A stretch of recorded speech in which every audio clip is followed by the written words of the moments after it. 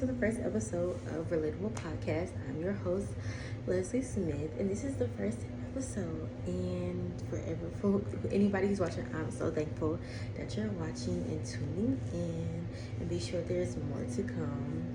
And I'm just going to start off with a prayer. So, Dear Heavenly Father, I pray for anybody who's watching this video right now that if they're going through anything right now, that they know that they can lean on you, trust you, give it to you, and lay it at your feet, and they don't have to stress, no anxiety, no depression. It's bigger than you, Heavenly Father. I pray that anybody who stumbled on this video who wants to get to know you, I pray that they do. I pray they go seeking your face and not just your hand, Heavenly Father, because you can help them with anything, Heavenly Father. Lord, I thank you for just letting anybody watching this video, for them watching this video, Heavenly Father. In Jesus' name I pray. Amen. Alright, so this first episode of the Little Podcast is going to be my testimony. And so let's get right into it. So I guess I can start when I was a kid. My father wasn't in my life. It was just, me, my mom, and my two older brothers. I do have one more brother, but he lived with my grandparents. I don't really have a lot of memories with my dad. The ones that I do, they're not good, but everything's okay. It worked. Everything that happened in my life, it works out for my good. That's what God is for. He uses it to get us to where we're supposed to be in life. So, yeah, it started out with that. My dad wasn't in my life. We moved to Georgia when I was 5. And I guess you can say that's where everything really started to happen. My brother started acting out. My mom had to focus more on them than she did on me because, I wasn't, in trouble. I did everything I need to do in school. Nothing really happened with me. And now that I'm older, I understand it. But when I was younger, it kind of just made me feel like she didn't love me as much. But, I get it now. I understand now. Especially me being a mom. I definitely understand now. And so once we moved to Georgia, I can say that was when also trigger warning. Essay is involved. I should have said that before. I do apologize. But I can say that's when I first started getting essayed by cousins and family friends. And that's really where it kind of started. And that's where the devil wanted. He was trying. That's what the devil started with me. It was bad. I know some of my words, but it was bad. It happened on multiple occasions. Spending the night over a cousin's house. Family friends that weren't even family friends of mine, but family friends of another family member's house I was staying the night over. And that kind of introduced the whole being introduced to sex early on my end. I even started watching porn at an early age. That was introduced to me at an early age, and the devil was really just trying to pervert my mind. He did pervert my mind a lot as a child, and everything.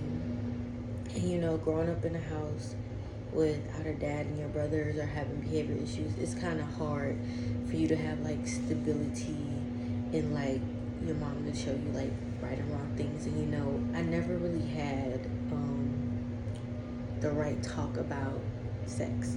Never had that right conversation as a child. Never did. It was just always, you don't do it till marriage. But I can say my mom did. She kept us in church all the time. I went to church. I did choir. I did mime ministry with my mom. Vacation Bible school, Wednesday night Bible study, everything, the whole shebang. I did all that. But it was kind of hard at the time when I was younger. I really didn't see how it affected me with the essays that happened. Because as a kid, it kind of gets normalized. It was kind of normal for me. And once it happened a lot, because then, you meet friends, and at school and they tell you, so you feel like it's normal, even though it's really not normal and everything. And I do apologize. They are cutting grass outside, and so I hope you guys can still hear me correctly. Well, hear me good.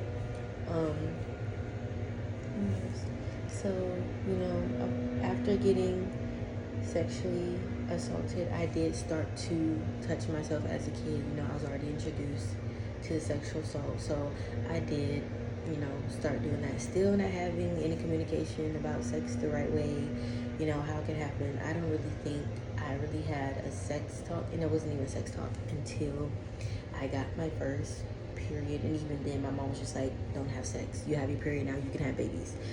And that was pretty much it. So I want to say I was probably sexually assaulted from age of maybe 6, 7 to 8, 9 maybe. Yeah, I want to say that's not the right. I want to say, I'm not too sure. It happened so long ago, and it's stuff that I really don't think about, but I want to say that's probably the correct age. And with that happening, I watched Korn by myself. I would touch myself a lot as a kid, but it was all part of the devil's plan to get me to be, an adulteress out here in the streets, and I was. We're gonna get to that. So moving past the sexual assault, the next thing will probably be like living in a house with a brother who had behavioral problems. It was always chaotic. I really didn't know what peace was. I didn't know that I was living in dysfunction, because that was my normal, pretty much. We went through a lot. I've been punched in the face by my brother, drowned or tried to be drowned a lot. I did face a lot of abuse, physically, mentally, and it's not his fault. Learning, like knowing what I know now, it's not his fault.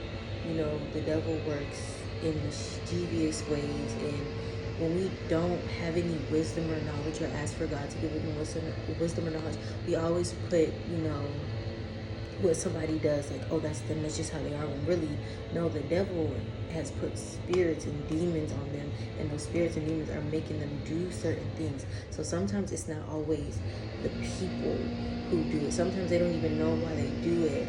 And if you're listening to this and you have a person in your family, brother, sister, cousin, anything, boyfriend, anything that has like bipolar disorder, anything like that, do your research on it from a spiritual standpoint. It'll help you understand them so much, because it helped me understand my brother a lot. And I don't blame him for the things that he did when we were younger.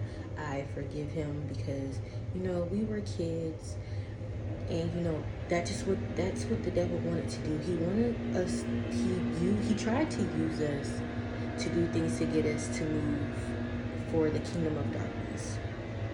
And like I said it before, God is always going to work it out for our good, no matter what. So I don't blame my brother. And so with the sexual abuse, physical, mental abuse, that came with a lot of rejection. And also I was a chunky kid, and now thinking about it after, mental, physical, and sexual abuse, I really feel like I became chunky and overate. So people would stop doing that to me. I feel like I ate a lot to help. It was the way I cope. Looking at it now as an adult, I feel like I use it to cope a lot. And even though I did that, me being a chunky kid, it built up more rejection, because my mom always told me I was pretty, but when you go to school and you're a girl and you're chunky, you have people that bully you, and they make fun of you. It causes a lot of rejection, and it does make you feel like you're not pretty, that nobody's gonna love you, even though you have your mom telling you. And then you're also dealing with other stuff at home. It makes it really hard, Because on one hand, I was happy, I wasn't getting touched anymore. But on the other hand, now I have people calling me Miss Piggy and making fun of me. And after a while, it stops getting to you.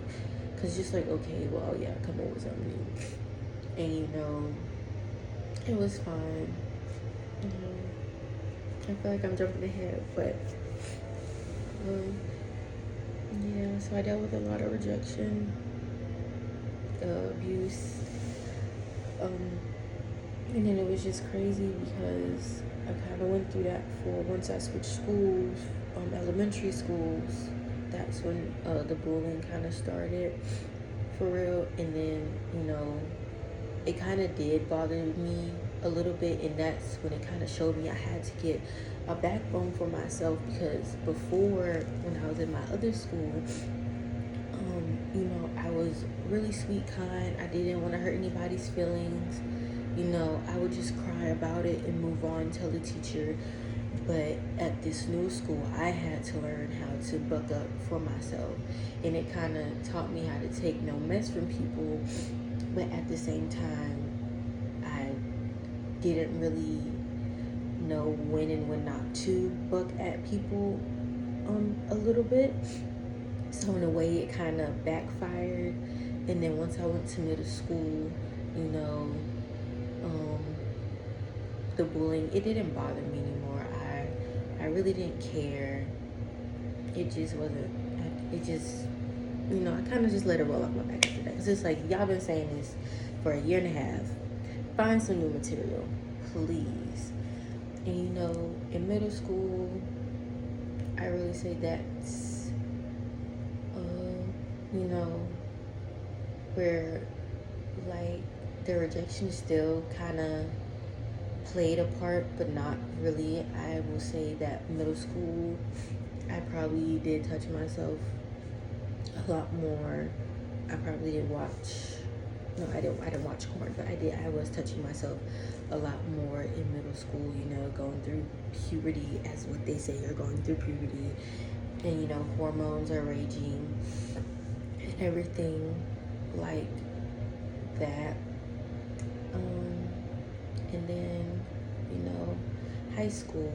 That's when like I wasn't as chunky anymore. I kind of slimmed down a little bit, and sex was more of a topic in high school. I didn't lose my virginity until 10th grade to a boy that I shouldn't have lost my virginity to. And to this day, I don't know why. I couldn't tell you why. But I chose to let him take my virginity. It was a choice, both consenting. And that's where like the downfall spiral kind of went. Like once I did that, the devil's like, I got her. And he did. He had me. He had me in a chokehold. And Mom, if you are seeing this, I apologize. I'm grown now. Please do not try to whoop me or come for me. But some things are gonna be revealed, okay? Disclaimer. But Mom, don't come for me. Don't come for me. I love you, but just don't come for me. But yeah, that's when like I would start to skip school like twice a week to go and do the things that grown-ups did. I had no business doing it. I didn't want to go to church anymore. I really didn't. I was tired of going to Bible study. I was tired of going to church on Sundays. I didn't want to. I just didn't. I didn't want to. My mom was like, no, as long as you live under my roof, we're going to church. But I didn't want to. And knowing what I know now, that was not me. That was the devil. Because once I stopped, no, I was still going to church. Like I said, once I really didn't want to go to church anymore, that's when I really wanted to do what I wanted to do, and I was doing what I wanted to do.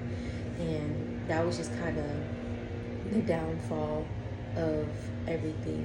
So yeah, like I said, I was skipping school once or twice a week to go do grown-up things that I had no business doing. He was kind of like my real first heartbreak, because of, I don't remember how. Oh no, I remember. It was really first my real heartbreak, and also another pivot of rejection and me coming in agreement of what the devil had plans for me. Because with him, we had a mutual friend, and she told me all the things that he was saying, like how, like the clothes that I wear, the shoes that I wore, he can't be with a person who wore Converse all the time because I did. You know, we weren't rich. You know, it was so rude. You know, it was on Section 8. We always had to wait for Christmas to come when income tax came, but I didn't care. I've never been a materialistic person, but he was. Like, he would tell our mutual friend that, and she ended up telling me everything that happened that he was saying, and she was telling him, well, to talk to her about it, tell her, but he wouldn't.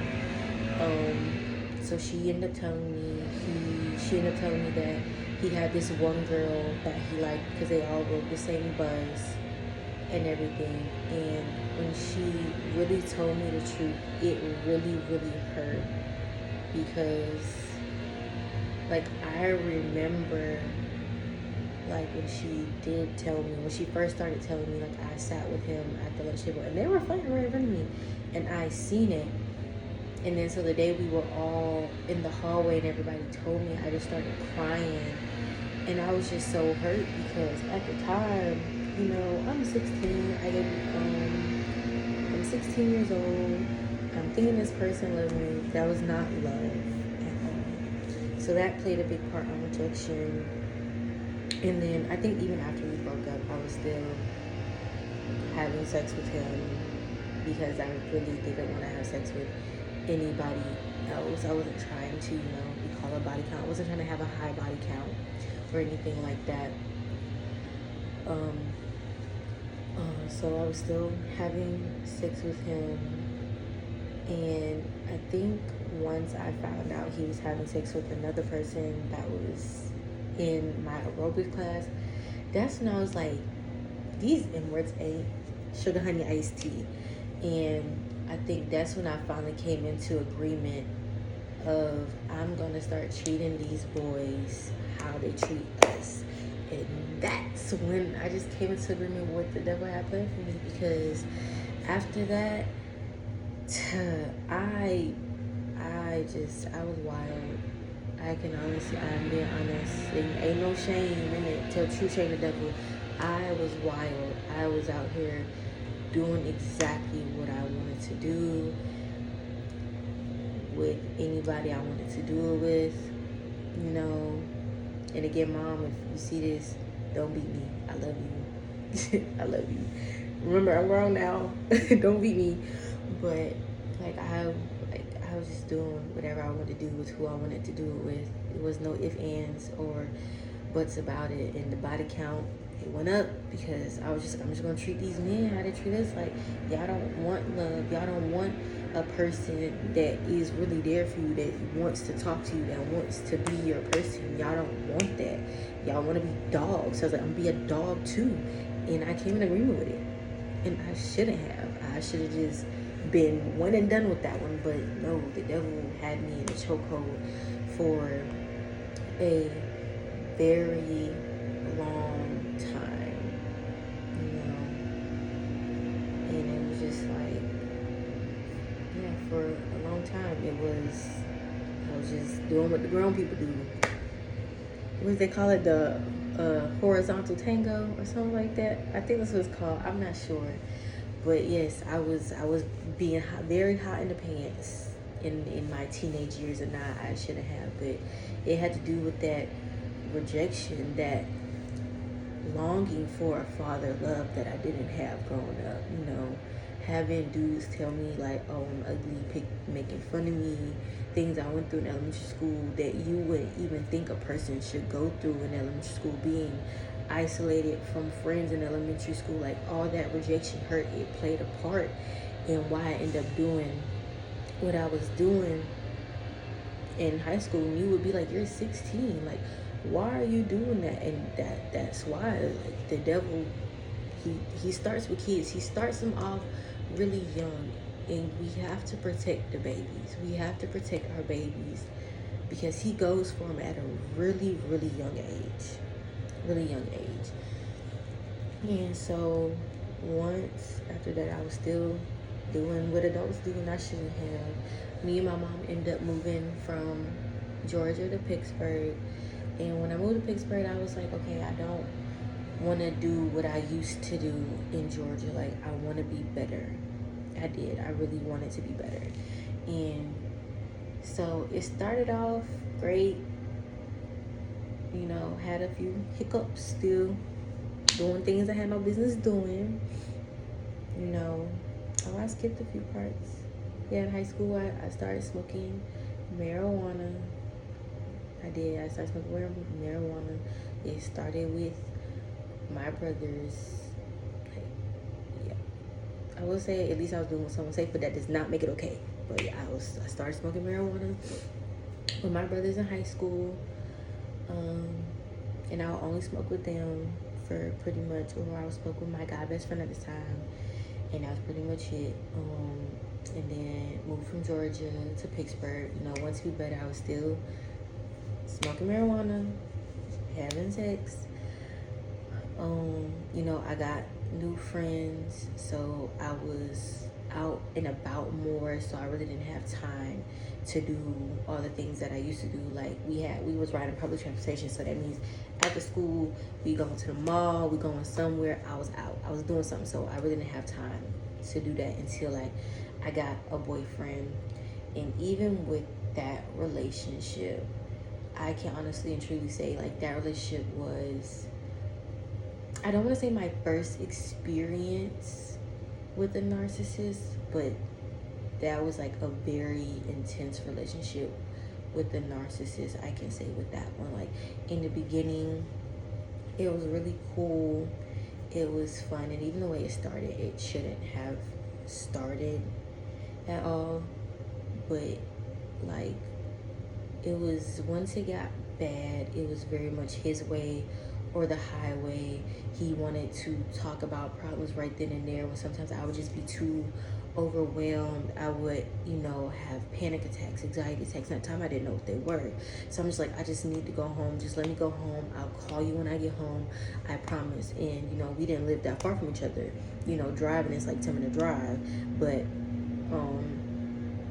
if I walked, because if I would miss the bus and I would walk home, that's like a 20-25 minute walk. You know, if you're from Pittsburgh, you know McKees Rocky Bridge, you know, like 27 to 24, you know, they're not that far from each other. So if you know, you know. So I would walk that to go home.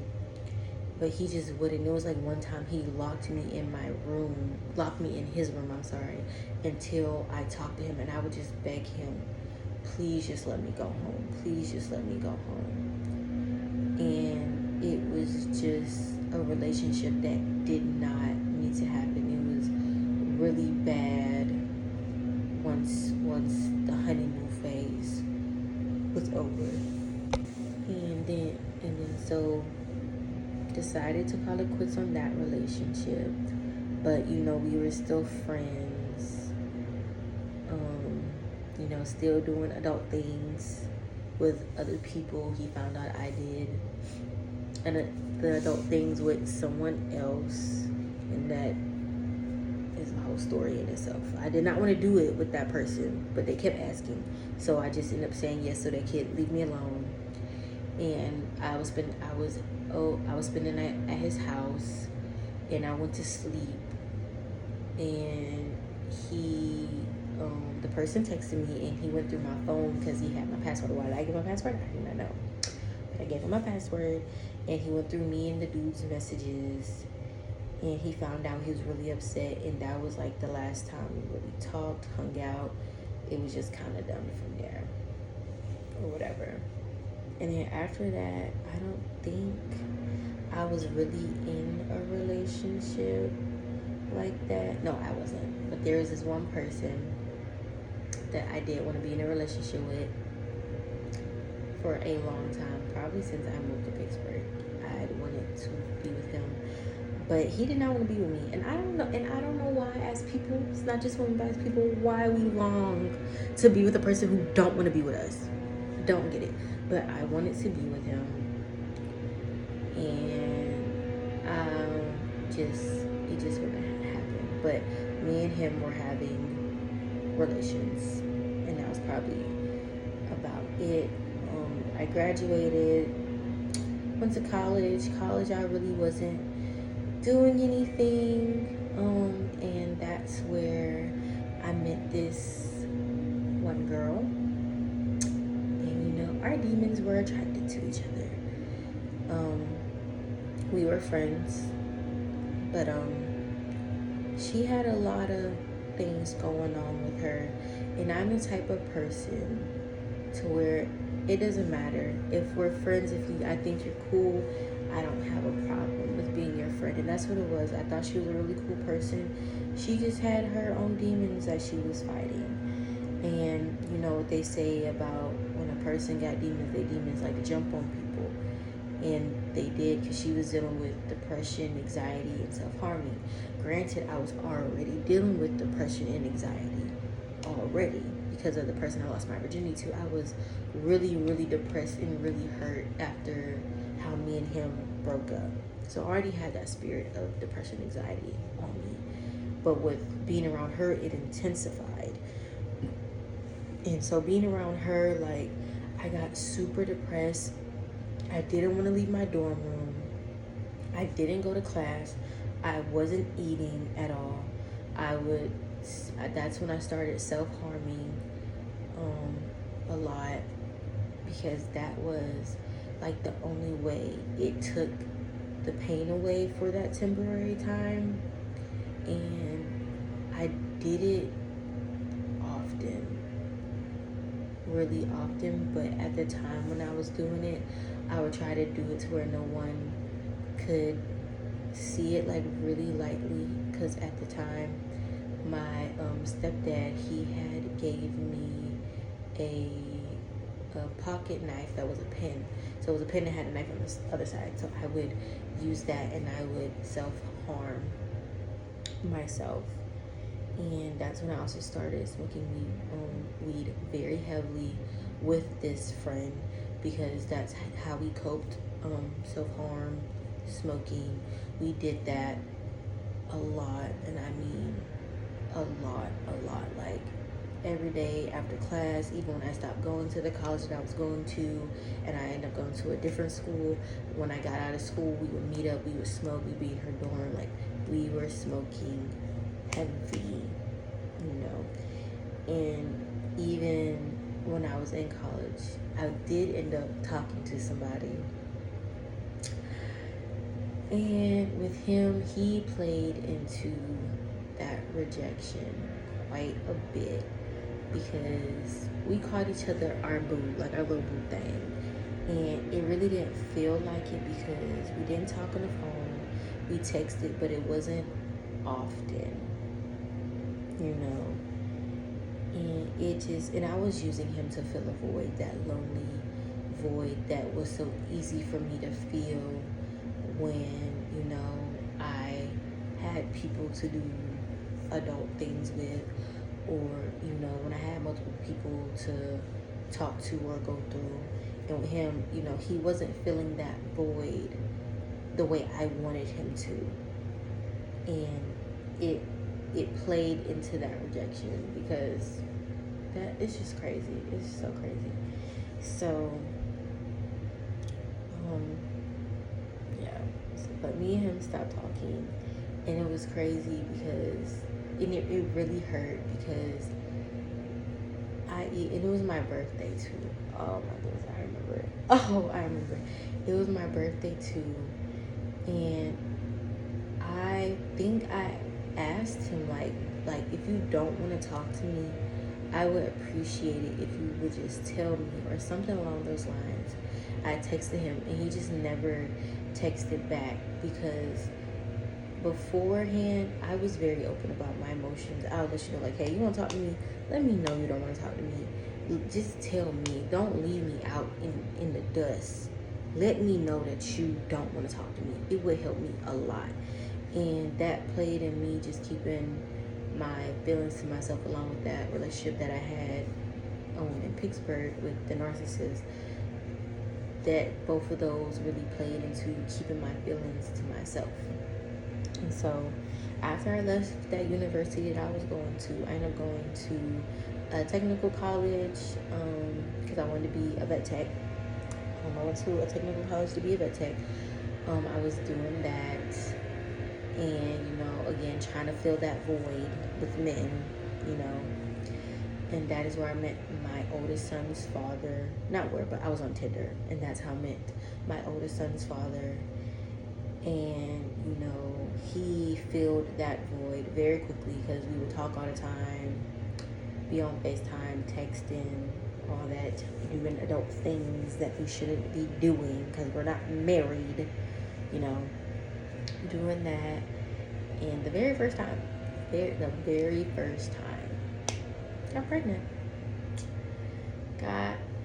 He did not want me to keep our son, but I did, because beforehand I was telling my friends how much, like, I just want a baby, because again, I'm trying to fill that void that I did not have, that my dad wasn't there, so that's the void I was trying to fill. I was trying to fill it with whatever I can, whether it was sex, dudes, weed, friendships that shouldn't have been all that, like, and that's why I wanted a baby. I can be honest and say that's why I wanted a baby. The Bible tells us the Lord will give you what your heart wants, and He will tell you what comes with it, but He'll give it to you.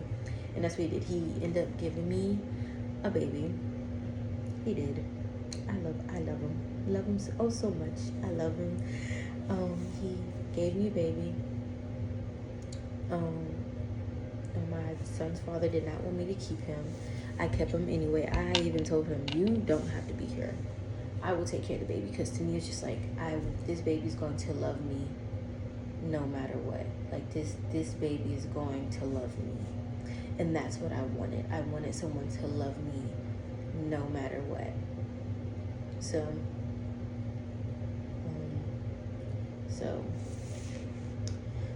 ended up getting pregnant. He didn't want the baby. He ended up coming around after a while. He would come over after work while I was pregnant. Mind you, I'm still living with my mom at this time.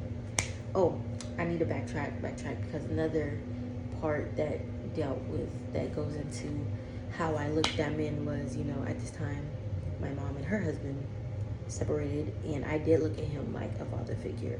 And the way he left, I just didn't understand it, so that played into how I looked at men as well. I just looked at it like, whenever a man's not happy, and sometimes it's self-inflicted, they will put it on a woman. And when they cannot make their own self happy and they're making everyone around them miserable, they will just get up and leave instead of dealing with it. Now that I'm older, I know that is not all men. That is some men who need to go to therapy and talk to God and heal. So yeah. So back onto it. My child's father, he would come over and everything while I was pregnant and stuff like that. Go to doctor's appointments with me and everything. It wasn't until we got like on really bad terms, because he couldn't get our son the way he wanted to get him, is when everything started to go downhill after our son was born. That's when he wanted a DNA test. That's when we began to arguments. And it's just like, sir, why do you want a DNA test? You know that this is your son. I know that this is your son. I know who I was sleeping with when I got pregnant. He's your son. But looking at it now, he was just upset. And as humans, we let our emotions dictate how we talk to people sometimes, how we move towards people, how we go about certain situations. And so it just went downhill like really, really fast, and it was really bad, to the point where I was just like, you are being so disrespectful to me. Like, it got to the point where whenever he would come over, like, I would just go downstairs. I would go downstairs and then let him stay upstairs in my room, because my room was in the attic. So I would let him stay upstairs in the room in the attic, and be with our son, so I wouldn't interrupt him. And because he couldn't get our son the way he wanted to get our son, he would come over after work at 4, catch the last bus by 9:45, and I would always feed our son an hour before he got there. But babies, they eat every 3 hours, so I would, go up there and feed him. But because because he didn't get to spend time with our son the way he wanted to, it felt like he wasn't spending as much time with him. It felt like I wasn't feeding him enough. And it's like, I am feeding him enough. He's just a baby. He's eating every 3 hours. And we got into like a really bad argument that night. He tried to take our son. He tried to take clothes out the house and everything. My mom ended up calling his mom, and she ended up calling the police just to get him to leave the baby. They asked me if I wanted to press charges. I told them I didn't, because it wasn't that serious. But it was like after that, like, it was just like, I don't trust you, because we can't have a healthy conversation. You don't know how to explain your emotions, because there'll be times where like he would be upset with me, and instead of telling me he's upset, it just be an awkward silence. And it's just like, you can tell me what's wrong with you. And that also played a part in me keeping my emotions to myself and not telling people how I felt, because that's what people did to me, and in return it hurt me. Hurt people, so I did it back to other people and everything. So after that, I did not allow him to see our son, and then COVID hit. I think he's seen our son one time once COVID hit, and that was when we had met up at the Point. If you're from Pittsburgh, you know where the Point's at. We met up at the Point, and we had a little family day there. He got him for Christmas, his first Christmas, and everything. And that was the last time he's seen him. We moved, and again, listening to unwise counsel, I didn't tell him where we moved to. He didn't know. He asked if he can get him. I said, well, he need this, that, now you got to get that if you're going to get him. But I never said yes, and that was bad on my part. And, and then we ended up moving to Georgia. Yeah, we ended up moving to Georgia after that. And then I think a month after we moved, that's when he passed.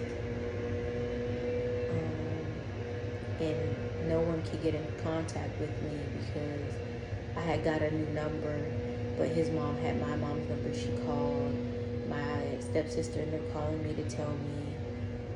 And I remember feeling really numb that night, because I just had so much regret, and I was having a hard time forgiving myself, and a part of me blamed myself, because I was thinking, maybe if I were to let him get our son, maybe if we would have been able to get on the right track, maybe he wouldn't have died. Maybe if I didn't listen to other people and did what I wanted to do and let him be around himself, maybe he wouldn't have died. And for a long time, I blamed myself for it. I still have a hard time talking about it, and still to this day, still trying to forgive myself for that, because he never got a chance to really be with his son before he died.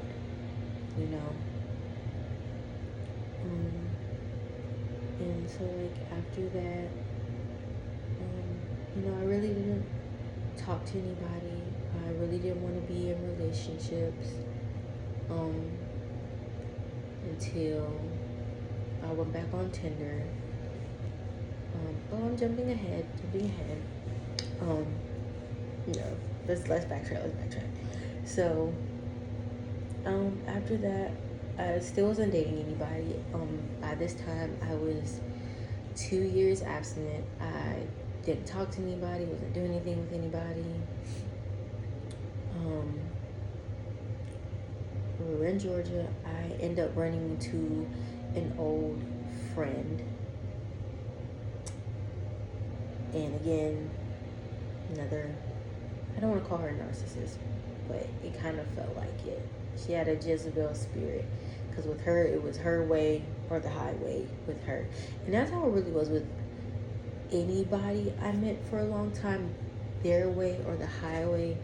And I can tell, like, a lot of the people that I interacted with, not just romantic but even platonic, they had Jezebel spirits, and I myself had an Ahab spirit, and their Jezebel spirit could definitely smell it out. They sensed it pretty much.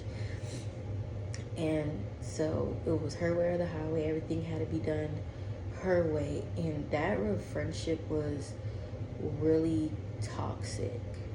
It really was, because it had to be her way or the highway. Like, in the way our friendship ended, it ended in the way it needed to, because she felt like I was using her, which to this day I can kind of see, but at the same time I really don't understand how I was using her, because anytime she picked us up, I would give her gas money. You know, I never had a problem going in with nothing, because at the time, you know, unemployment, you know, stimulus checks was hitting, so money was never a problem. Like, I always gave her gas money. If we went out to eat, I didn't mind paying for it. I didn't mind doing none of that. And so it was Christmas, and me and my son shared birthday. And so our birthday and Christmas coming up, her mom had bought my son 2 outfits, and before that happened, her and my mom got into it, so she wasn't allowed at the house. My mom didn't want her there, which I was like, fine, cool, whatever. And she was telling me, oh, you need to put your mom in check. You need to put your mom in check. And there's a better way to say it, because it wasn't about putting my mom in check. It was about setting boundaries with my mom. That's a better way to explain it, because I can honestly tell you, me and my mom did not have boundaries. Should have had boundaries. We have boundaries now. We love our relationship now. But yeah. And so she wasn't allowed to come over to the house. I always go to her house. And so her mom ended up buying my son 2 outfits, and because of that, she was like, well, my mom is now involved, and because of what your mom said, I don't know how that's gonna go. And so because my mom's involved, you need to find your way to my house and tell her thank you for the gifts that she got. And I was just like, okay, don't know how, you know, what my mom and your mom have to do with anything when they don't talk to each other. They're not going to come in contact, but okay, whatever, sure. Why not? So me and my son ended up getting sick. Was going to tell her, but back then I was like, something told me not to, but now I know it was the Holy Spirit. Holy Spirit told me not to tell her anything. So I didn't. So, and she gave me a deadline until New Year's. So New Year's came, I took a nap, and, you know, I had a dream. I had a dream of just being in a room full of different reptiles. And, you know, I know we're not supposed to ask Google, because God is the one who can give you the interpretation of a dream. But I went on Google, and the interpretation was, if you have a dream and you're just in a room full of reptiles, it just means you're going to get betrayed by a friend. And I was like, okay, like, what friend? I don't really got no friends for real, like, but okay. And then that's when I got that long message, and she told me not to come in contact with her, not to reach out to her. She blocked me on Instagram, blocked my number, all that. And I wasn't upset. I was just like, okay, like, it is what it is, you know. And, you know, I wasn't mad that their friendship ended, because it needed to end, because it was really very toxic, and she was, like I said, very much my way or the highway. And so then after that, you know, I still wasn't doing much. Me and this person who was my girl best friend at the time, me and her were hanging out. We would do stuff. I would give her gas money if I had money. We would go out to, we went out to eat one time, you know, all that stuff. Went to her house. I would do her hair and would just hang out with her. And then I did end up talking to this one person. Whew. That person in itself, I should have never talked to him. He is a narcissist. Big Jezebel spirits. Big Jezebel spirit. Very big. Like, whew. So, started talking to him. It was good at first, but where it went wrong is I started to tell him my insecurities. I started to be open and vulnerable with him, and slowly but surely I started to see some of the same traits he had as my ex, the first narcissist I dated, and I ignored it really, really bad, and I shouldn't have, you know. And it was good until it wasn't. Like, he would come over, we would hang out, we would go in the basement, we would chill, and then it really went downhill once, like, he got into it with my mom. I don't remember the reason why, but got into it with my mom. He wasn't allowed to come into the house anymore. Then he wasn't allowed to come to park in front of the house. And, oh, I know why. Jumping too far ahead. He wasn't allowed to come into the house anymore. And at the time, mind you, we just moved from Georgia. At that time, I think that was our second year back in Georgia.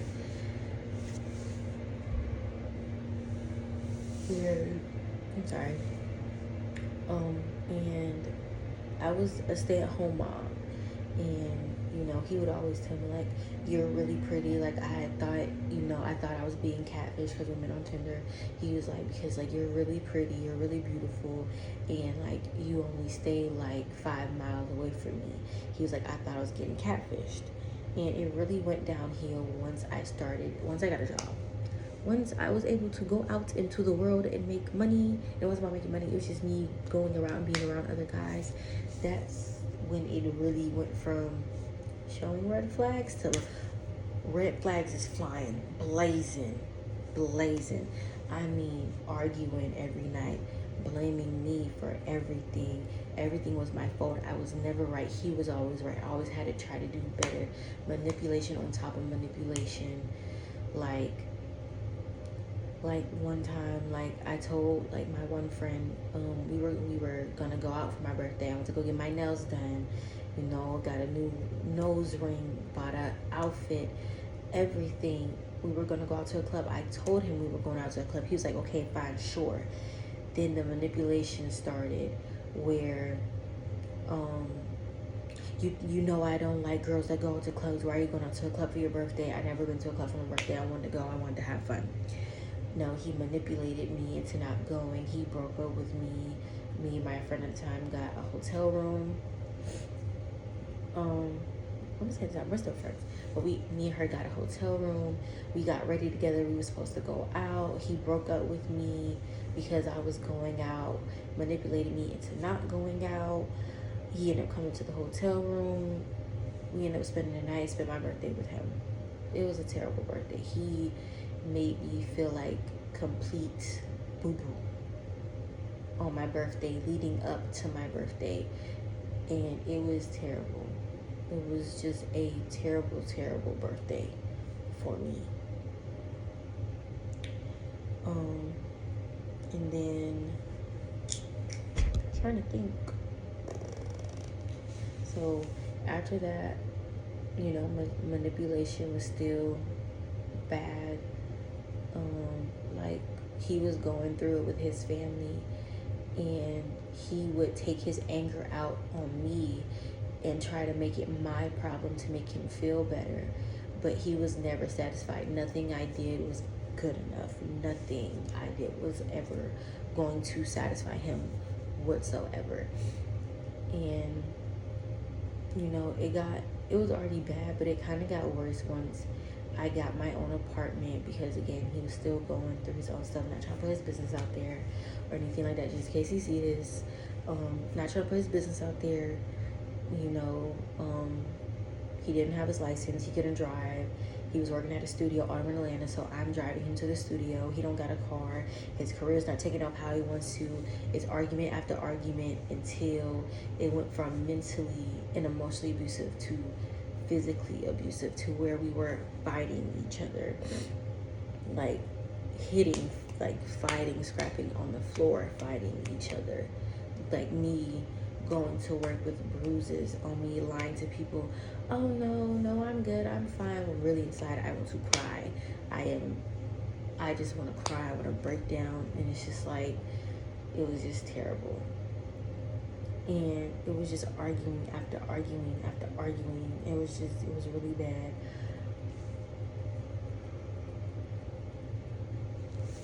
Until we broke up. But we had broke up so many times and got back together.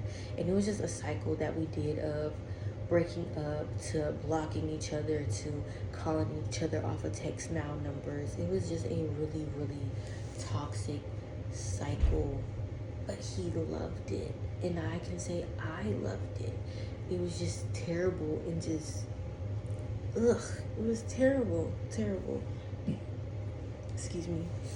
And so then it came to like the final breakup, like we knew we were done for real. And this is like after we fought twice. So after the second time we fought, we knew we were done, like just straight done. So after that, we were on the phone, we were arguing, and he was just saying some pretty hurtful stuff. And it's like everything that I was thinking that I could say to hurt his feelings, I didn't say, he would say it.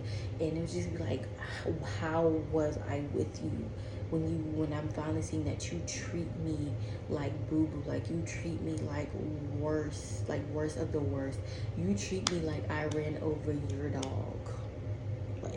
Like I took your most valuable possession. Like you treat me so bad, and I keep choosing you. And we were on the phone, and he said this one thing that I knew I was done. I just knew I was done. And like after that, he knew I was done too, because he showed up to my apartment one time, banging on the door, opened up the door. We talked, and I just told him to leave. I don't even know how he left, but he ended up leaving. And then,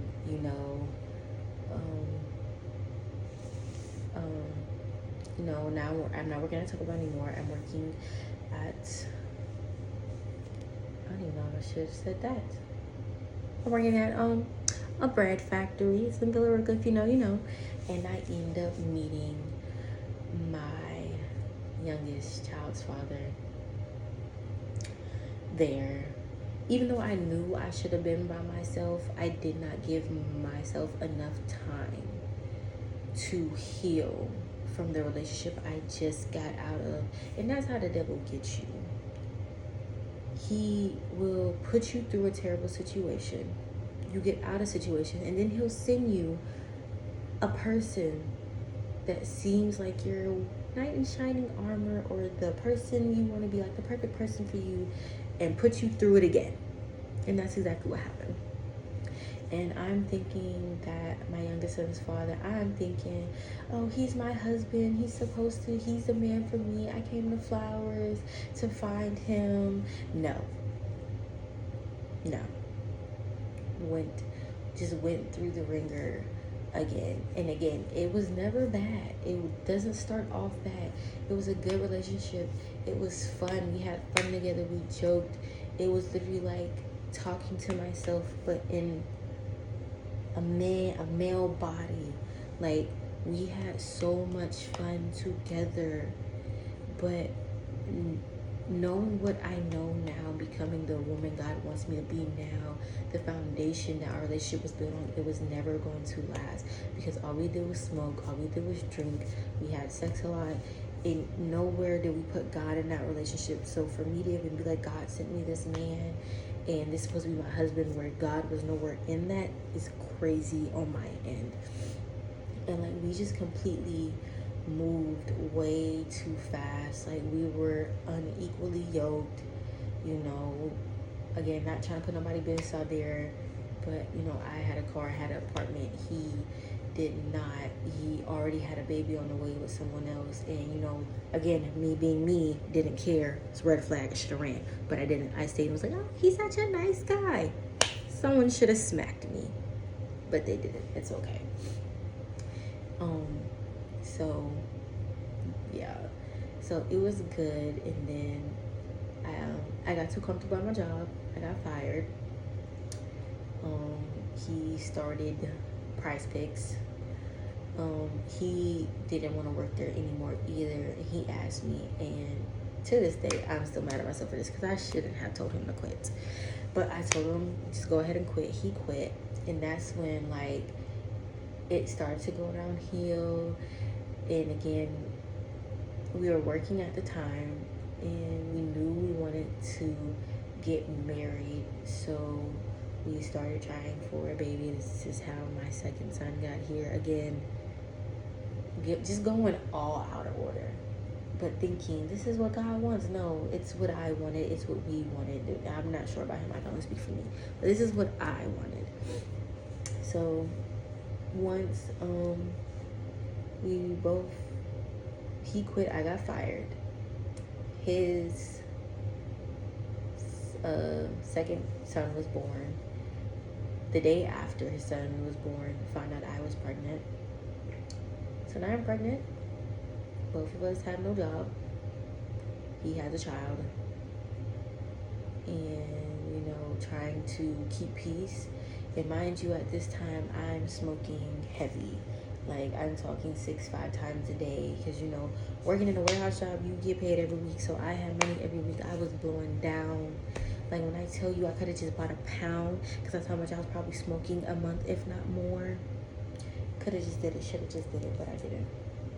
And so we're smoking real bad. I'm pretty sure y'all want to, y'all gonna drop how you smoking. Listen. Your demons will find a way to feed itself. They will. And they was finding a way. We was finding a way to feed them demons. Trust and believe. We were. But anyway. So then he ends up getting a job at another warehouse. I get a job at a well-known store. And you know, now we're finally working and everything, but he doesn't want to work there because where he's working at, it's supposed to be a 2-man job, but they only have him, and people end up telling him, yeah, like you can speed up the conveyor, but they don't really want you to. And so that's how he found out it was supposed to be a 2-man job. That's where he was saying people who usually get placed here, they quit so quickly because it's supposed to be a 2-man job, but they don't want to hire another person. So he ends up quitting. So now only I'm working. And you know how men get. They pride, they ego. It was just, yeah. So he quits. You know, he's not working, I'm working. I'm still pregnant. I'm still taking my oldest to school. Still using whatever I can. Because mind you, I'm working at a store, not even a convenience store, it's not a convenience store. General. Just know that. A general. If you know, you know. D General. That's my D General. I swear to God, D General, if you know, you know. And I was getting paid weekly. Mind you, I'm only making $11 an hour. And mind you, getting paid weekly, making $11 an hour. And mind you, I'm not working 35 hours a week. I'm working like 20 hours. So my check every week is $100-something. And it's just like, what in the world? So now I'm getting upset because it's like, I'm pregnant. I'm working by myself. He's not doing anything. I mean, yeah, he's looking for jobs, but he's not really looking for a job. At least that's how I'm looking at it. You know, I'm coming home. I'm still cooking. I'm not going to say I was cleaning because I'm not going to lie, but still, you know, we was going half when it came to my oldest son, but I was pretty much doing everything. And, you know, even if a man is not doing nothing, I don't want to say lazy, but I'm just going to say lazy. A man's not doing nothing, he's being lazy. It'll still eat at his ego when he's used to having money, when he's used to working, it will eat at him. So now his ego, his pride getting to him, all this getting to me. Now we start actually arguing. Mind you, it's like the first time we have an argument. Because it's like everything's getting on my nerves now. Everything getting on his nerves now. It's a lot going back and forth. And then we get hit with an eviction notice. Now we got to hurry up and figure out a way to go. Figure out where we're going to go. Can't go to my mom. She lives in senior living. Can't go to his mom because she just moved. Can't go stay with who he was staying with before because she got other people staying with them. So we end up going to go stay with his dad and his stepmom. Love them. Love that I met them. Great people. Great people. We end up staying with his dad and his stepmom. And even then, like, nothing really changed. Like, I'm still doing everything. Like, I'm driving around, we're door dashing to make money. I'm getting Cameron into school, my oldest. Once I get him into school, I'm now waking up every morning to get him ready. I'm making his lunch, making his breakfast, putting him on the bus. He's upstairs asleep, which again didn't have a problem with because I'm a mom, I'm a woman, I'm always gonna want to take care of my baby. But it became too much once he started to get his son, and we would keep him for a week, and they would do a week on, week off. And now we're getting his son. His son's not one yet. What was his son? No, his son wasn't one yet. And so now I'm staying up all night with his son, getting bottles ready, putting his son to sleep. If his son wake up, I'm waking up, putting him to sleep. Waking up at 3 in the morning, feeding his son a bottle, putting him back to sleep just to wake up either an hour, 3 hours, 2 hours later, just to wake up my son to get him ready for school. And by the time I get my son on the bus, his son is awake, he's still sleeping. So now I'm up with the baby, still ain't getting no sleep, tired as a dog. He not doing nothing, sleeping all day, wake up, be on his phone for a little bit. Then by the time my son comes home from school, I'm putting the baby to sleep, he taking a nap, and still ain't doing nothing. And it was just a lot. Like, it was a lot on me. But again, me not saying nothing about my emotions because, with him, it wasn't easy to talk with him because it felt like he always had to be right. It would go in one ear and out the other. So I didn't feel comfortable talking to him. And I would try to have that conversation with him of, hey, like, I don't feel comfortable talking to you. And his resort was, well, why don't you feel so comfortable talking to me? I don't put my hands on you. I don't yell at you. And it's like, it's not about that. It's about that you always have to be right. It goes in one and not the other. So it will always, if he, in me saying that, he will always prove my point. So I just stopped talking. Again, shouldn't have, but I did, which caused a lot of problems. And so, sorry y'all. And then that's sidetracked. Okay, so then one day I'm walking downstairs to get his son a bottle. His dad is up getting ready for work. Mind you, his dad and his stepmom get up early. I'm talking about like 3-4 in the morning early, probably earlier than that. So mind you, it's that time, and he's looking at me. I'm coming downstairs. He's like, "You making the baby a bottle?" I'm like, "Yes, sir." I make the baby a bottle. Go upstairs. I'm like, "Have a good day." Where he's like, "Huh?" He's like, "Oh yeah, yeah." And at first I'm like, did I do something? Like, maybe he just don't want to talk to me. No. He has an issue. He has a problem. So he's not going to say nothing, but he'll talk to his wife. And then she would talk to us about it. And so she had called us down to talk to us one day. And she was like, youngest son's father, me and your dad, we talk and we see stuff. And she's like, your dad's not going to say something. She was like, but I will. I'm going to say it, I say it with love. She was like, but do you think it's fair that she's pregnant, she's carrying your child, and she gets up, she's the one that's up dealing with your son, not her son, but your son, and then she gets her son on the bus and does everything for him. Do you think that's fair? Do you think it's fair? He was like, no. And I end up crying because, you know, someone finally seen it. He ends up getting upset with me. So he's like, well, why couldn't you tell me? And again, that goes in back to us trying to have that conversation. And he would just continue to prove my point that this is why I don't tell you, because you don't listen to me. It goes in one ear and out the other, so I just don't feel safe doing it. So I just be quiet and I just do it, and I just suffer in silence. And even his dad had a talk with us one time of, you know, you have to be a better dad than the dad that you had. He was like, you say that this is your fiance, because by this time we were engaged already. He was like, you say that this is your fiance, you claim her son as your son, you have a son, and you have another one on the way. And he was like, she was like, she do everything, he do everything. You have to be a better man and a better dad than your dad was. He was like, be the dad and man that you want to be. You have to be better. Pretty much. And it's like, even your dad telling you that.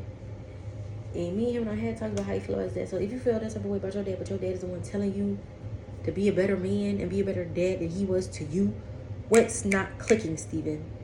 But let me not get too emotional involved with that. We gotta keep going. And so he had that talk. He was still looking for a job, but the problem was he was looking for jobs that he wanted. He wanted warehouse jobs. He wanted jobs that were going to pay him a lot of money on a weekly basis. He did not want to work at no fast. He didn't want to work at McDonald's. Nothing fast food. He did not want to work nothing fast food. Nothing whatsoever. So he finally ended up going back to a warehouse job that he quit from, because it was 6 months. He could go back. And mind you, we are in Loganville now. The job that he got, Villa Rica. It's an hour and a half drive, 3 hours there and back. For there and back is 3 hours. So once we had that conversation with his dad, even his dad was like, well, there's something I think about. And I told him, when we got upstairs back in the room, I was like, that's something that we didn't think about. Like, what are we going to do? And that caused a whole nother argument, because like,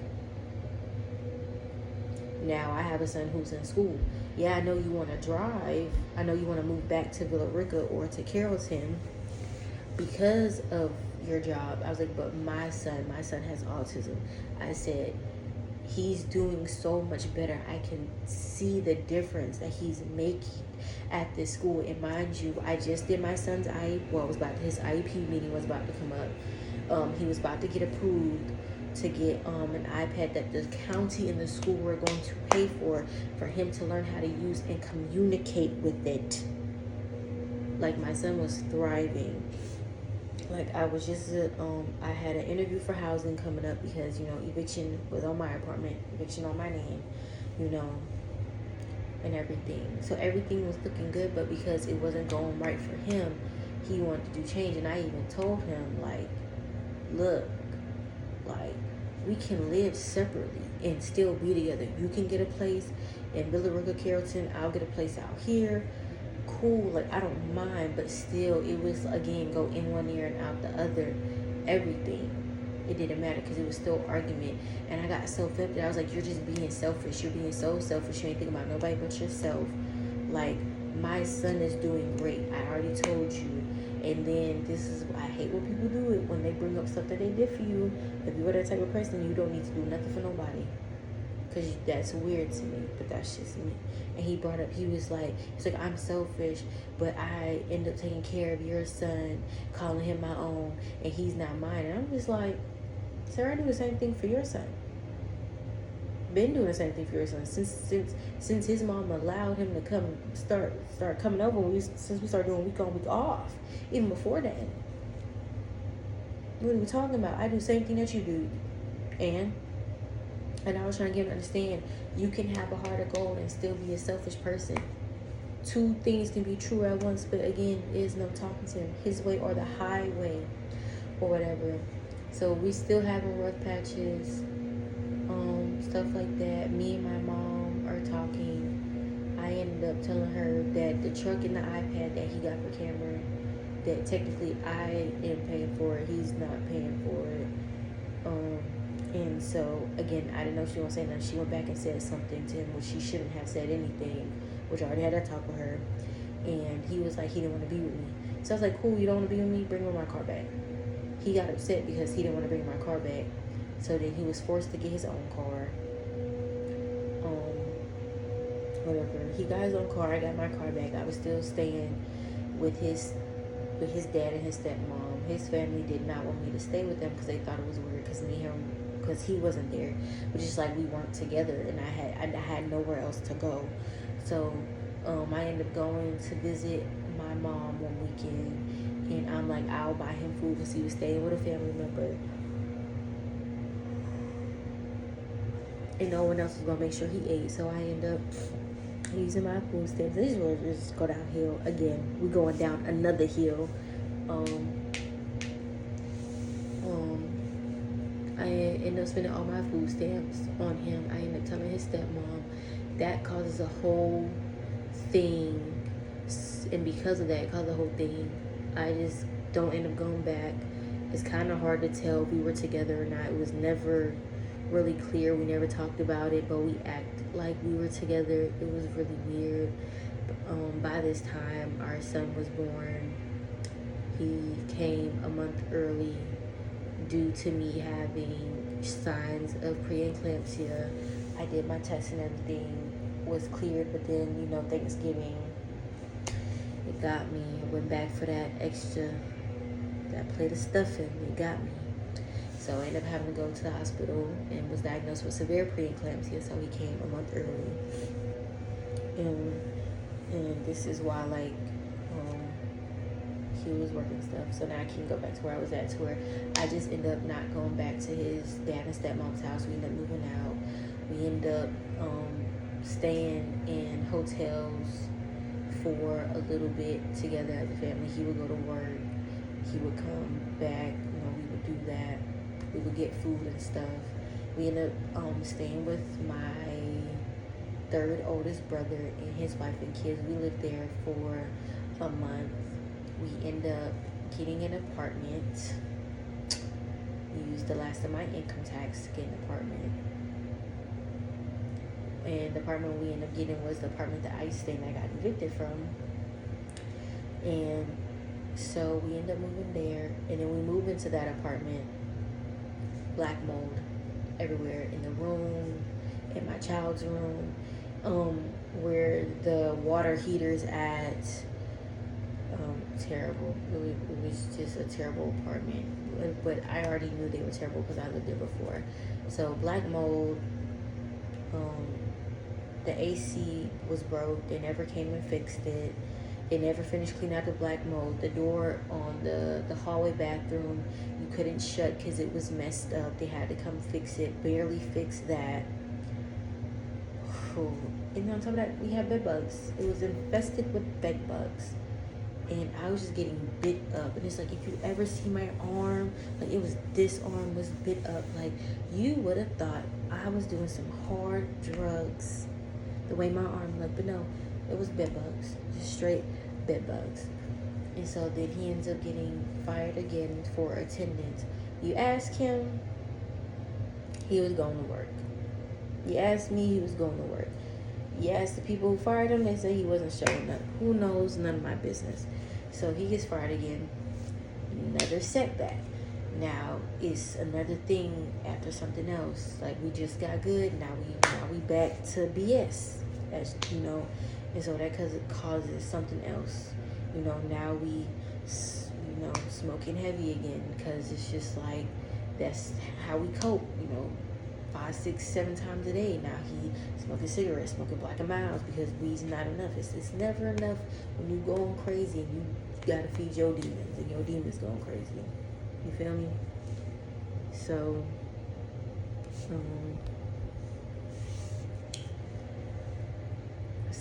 then it got to the point where he wanted to start selling. Yeah. And he would drive back and forth to South Carolina, because that's who he was getting it from, and he would sell it like that. So he would have some type of income for a little bit or whatever. He would do that. And then, I was just tired, because it was just like he didn't want me to work, but even everybody was telling him, like, it's a partnership, Yeah, he didn't want me to work, and everybody was telling him that it's a partnership, like both of y'all gotta do this together, but it was going in one ear and out the other. And so it was just getting real bad to the point like we was arguing all the time, and we got into like a real bad argument. And I am the bad guy, partially the bad guy in this point because I did. I was so fed up with him. At this point, I tried to fight him because he just kept talking, kept being so disrespectful, and I didn't understand why every time he got upset he would be disrespectful to me, but I was never disrespectful to him. I was always a little girl, little girl, little girl. But as soon as I call him the N-word or a little boy, man, you being disrespectful, you being disrespectful, you don't see the correlation, but that don't make it right. And so I was just so fed up that I just wanted to fight him. And I knew like that's not a good sign. And also because we were just arguing, like I was sleeping in the room with the kids, he was sleeping in the master bedroom by himself, but he didn't want to talk about it. Nothing wanted to be talked about. And it got to a point where I started self-harming again because I was just like, that's the only way. But even then, like God would have been telling me like, you need to stop. That's not gonna help you. So I ended up calling my best friend tonight. I was doing that, and he got upset because I was talking about it with her, but he would go and talk about it with other people. But as soon as I do it, it's a problem. It's a whole problem for her, and I did not understand that. And so, like, I guess the one night we did end up talking about it. It was just him explaining his side about it, and I was just like, yeah, okay. And I didn't say nothing because I'm like, I don't really want to talk because, like, you're not gonna change. Like, nothing is gonna change. And I can honestly say, like, even before then that had happened, like way before we got into a bad argument, like when I was pregnant with my son, I knew I did not want to be with him, but I stayed because I was like, my son loves you like a dad. I love your son like he's my son, and we have a son together. So I was like, I'm gonna try to make it work. I already messed up with the first one, and I cannot go back and make it right. I was like, I'm going to try my hardest to make sure I don't mess up this time. But you know, when God don't want you in a situation, he will make it really, really uncomfortable for you, and that's what he did. And so we ended up talking about it. Nothing really to talk about, and we was just sitting in the room watching a movie after we talked. Well, after he talked, I listened, and we ended up having sex. And Holy Spirit already told me that you don't need to. It's not gonna fix nothing. And I just felt sick to my stomach when it was happening, like so sick, like I was faking it. I just didn't want to do it, but I did it because he wanted to, and I was faking it. I was just faking it, and I even threw up in the middle of it. That should have been a telltale sign I should have stopped, but I didn't. We kept going, and that kind of made it right for a little bit, if you will. But we were still having problems. I could still feel the disconnect. And then we had went to South Carolina for Memorial Day weekend, and we had already had plans about talking about moving to South Carolina and getting on housing. But as soon as we went down, he was gone. He didn't want to be there. It went from him calling me babe to now I'm Leslie. I didn't understand, but we all know what that means when your significant other go from calling you cute little pet names to your name. We already know. So I already knew. Telltale sign. But I wasn't tripping on it. So, like, it was just me with the kids the whole time. And I was just like, if we move to South Carolina, this is how it's going to be. He's going to be outside making plays, being with his hood rat friends, doing hood rat stuff. And I'm finna be a stay-at-home mom, just miserable and angry all the time. And I don't know nobody. I'm not going to have no friends. I'm not going to have my mom. I'm not going to have my family. It's going to be me and my miserable self and my adorable kids. And I'm not going to want to do that. And I talked to his sister about it. And it was just like, she didn't really give me no advice. She was just like, well, I pray that y'all get it together. Like, I really want y'all to get it together. And that was it. And I had even told him, like, when you get back, like, me and you have to talk. And, like, we didn't even talk. Mind you, he left around like 2, like early afternoon. This man did not come back till 3 in the morning and called me to come open up the door. And he went to sleep and everything. And that morning I got up early. I watched church, and the pastor was preaching a sermon on letting go, letting stuff go. And I knew it was meant for me. I knew that God woke me up that morning and made me watch church because I had to let that relationship go. I had to let him go. Like, it didn't serve me. It didn't serve neither one of us for nothing. But more importantly, it did not serve me. It did not make me happy. I was depressed. I just wasn't me. Like, I just felt so bad all the time. I didn't feel like my usual self. I just didn't.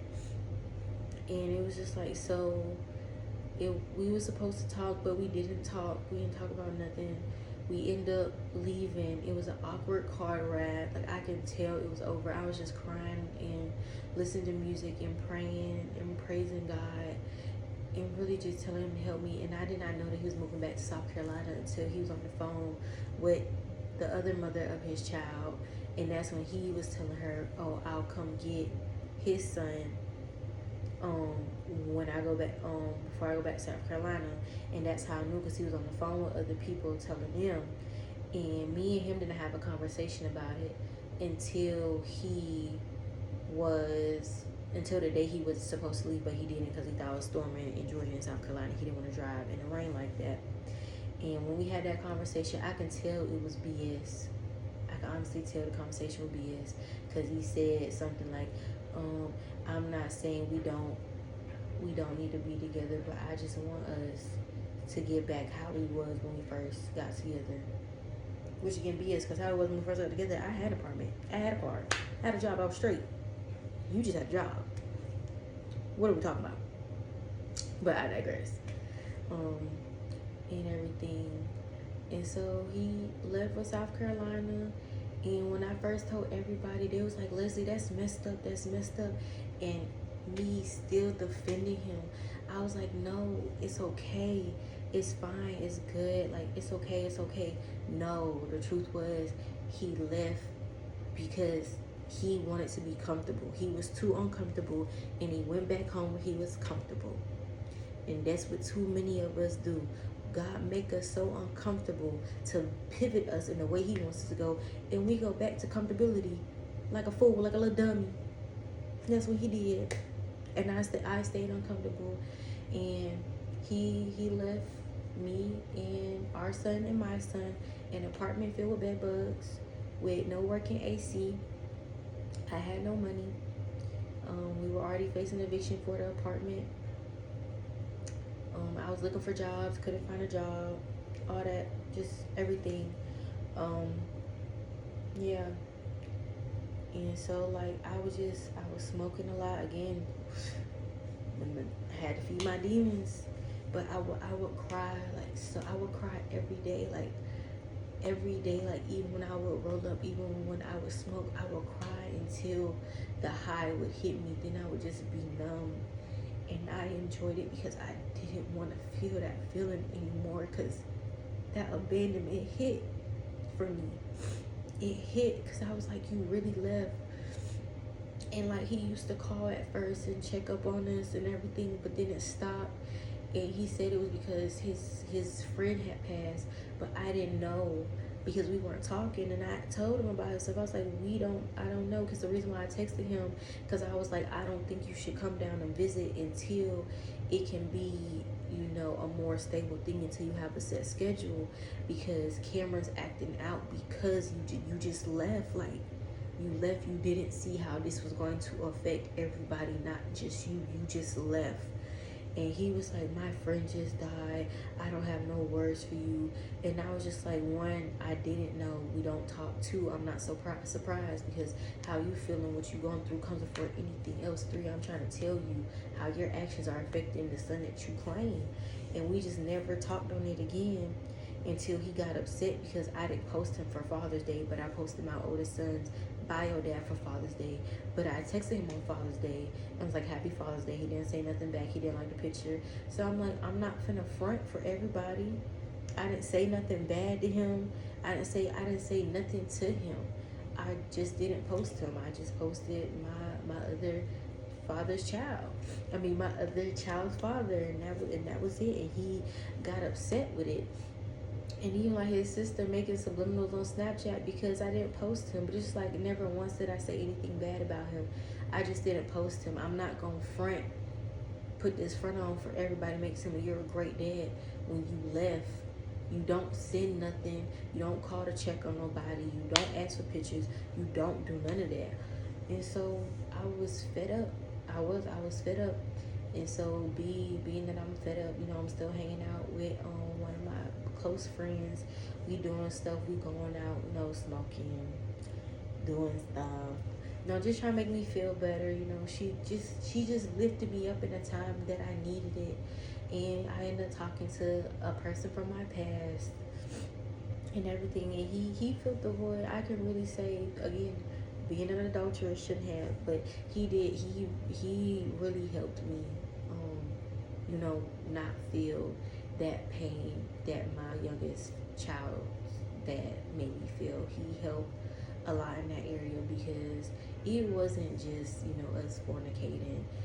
We actually talked. Like, he was there if I really wanted to talk about it. We talked on the phone, and I can honestly say, like, he was a good friend for the time being. Like, he helped a lot, and it was just like, he helped.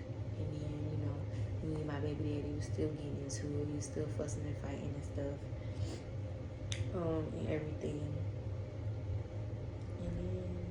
And then me and him was still arguing. Like, I went to go get my oldest son's iPad from Loganville because his stepsister had it, and she telling me the tea, like telling me everything, telling me how he got a girlfriend, how he outside living his best life, some other stuff I'm not gonna put in here. But I wasn't mad that he had a girlfriend because, like I just said, I was talking to somebody from my past, and he was helping me a lot. But it was the other thing that she told me that really just made me look at him sideways. Like, you really just cannot prove nobody wrong. You just choose not to prove nobody wrong. You always proving somebody right about you. Like, you always think about yourself, and you always want people to believe that you're just this kind-hearted, selfless person when you are a selfish person who puts you in what you want and your needs before anybody else. And I had made it. Granted, I shouldn't have. I'm gonna hold myself accountable. I'm gonna hold my head when I say this. You shouldn't have done it, Leslie. You should have just been quiet. But I put on my Snapchat that having a deadbeat for a baby daddy is ghetto, and he got upset about it, and I didn't care. And I put a word curse over myself, and I really shouldn't have. But me and him was going back and forth so much that, because he tried to make it about money, and that's where I got upset, because the whole point of him going to South Carolina was for him to get himself together, and he wasn't doing it. And I told him, I was like, you've been in South Carolina for a month, and you still aren't doing what you're supposed to be doing. You don't have a job, you don't have nothing. And he's like, well, what you do for money? And I was like, don't worry about it. And he was like, oh, I know what's going on. And I was like, no, you know what I tell your stepsister. I don't tell her everything. And I didn't for that reason, because you don't need to know what's going on in my life. Monitoring spirits, don't need them. So me and him go back and forth, and he trying to make it about money, and that's why I got upset. And I was like, that's why your son don't know you, and he not gonna know you. And I shouldn't have said that. And since then, I have tried to make it right with him.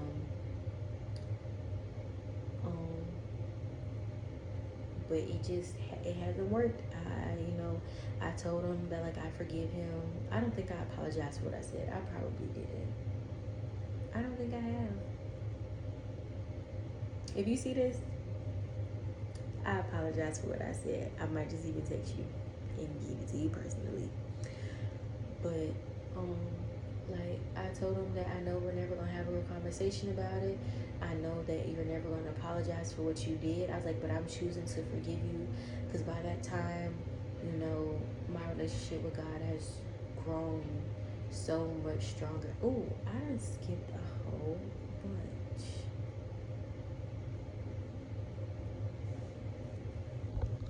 So once I left the apartment, I moved in with my brother. He found me a job. I was able to get my oldest in school. I applied for CAPS to get my youngest in school. But, everybody's still, fighting their own demons. And if you see this, you can correct me if I'm wrong, brother. But I feel like it was just getting to him too much with me having my kids there, because he doesn't get to see his son. And our genes are strong. So our sons look alike. Like, they really do look alike. And I feel like it was just getting to him, and he felt like I wasn't moving fast enough with CAPS. But I was like, I have to wait on CAPS itself. CAPS is a whole different thing by itself, and me and him end up getting into it. He gets upset. I'm telling him they update the website. I'm having a hard time finding it. He takes the phone out of my hand trying to find it. Now he upset because he can't find it, and so he going off. Now I'm going off. I walk away, and he just like, everybody tired of watching your kids, like, like, everybody tired of watching Cameron. Corey gonna be next. And I'm upset because I'm like, Cameron is about to start school. They don't have a problem watching Corey, because mind you, him, my mom, and my other brother and his wife was helping me watch him. Mind you, me, my mom, and my other brother had already talked. We all talked. He was the only one excluded from the conversation. So I'm getting upset because I'm like, you over here speaking on stuff that you got nothing, you have no knowledge about. You sound dumb. You sound dumb as F. And that's what made him get upset, because he kicked me out that night. I got my kids, I got clothes, I went to my mama's house, and I ended up staying with my mom for a little bit. Yeah. And I was staying with my mom a lot. And with me staying with my mom, like, she was getting tired too, because I understand my kids can be a lot. They are a lot. They are extra. I definitely get it. And, staying with my mom, my relationship with God has just grown so much stronger. He sends me videos to watch to give me wisdom and knowledge about everything, like everything. And I love God so much for just giving me wisdom and knowledge on certain things that help me just be a better mother, be a better person, that helps me understand people more. It makes it easier to forgive people, because now I know why they act the way they act, why they move the way they move. And that's why it was so much easier to, go ahead and forgive my child's father. When I sent him that text and told him I forgive him, it was so much easier. And God really held me down. He held me down with the job that I have. He held me down with my mom letting me stay with her. Like, even staying in hotels, going back and forth from her house to hotels and stuff. It made it easier. And then he has blessed me, because I still have a car, I have a job, and now thanks to God, I have my own apartment. My oldest has his own room. I have a bed. I have a house. I have an apartment, and it's all thanks to God. And it's just like, none of this would have been possible without him. And it's just like, I don't know if this is gonna touch anybody, the person listening, but if you are going through a tough time, this is the time where you need to buckle down and put on your faith harder and stronger than ever. And I mean that. Like, this is time to go harder than ever in your faith. You need to be in your word more. You need to be in your prayer closet more. You need to talk to God more.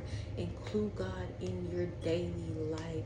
I mean, even ask him what you should wear, what shoes you should put on, what food you should eat, what movie, what show you should watch. Just include him in everything you do, because I am a living testimony, a living witness, one of many. God is going to do it the moment you let go of your idols, you let go of yourself, you let go of depression, anxiety. The moment you put all your faith and trust in him, he is going to work and move through whatever you're going through, because he's so much bigger. And I hope that this touches anybody and everybody who watches it. Please like, share, and subscribe. And thank you for tuning in to the first episode of the Relatable Podcast. More episodes to come soon. Thank you, guys.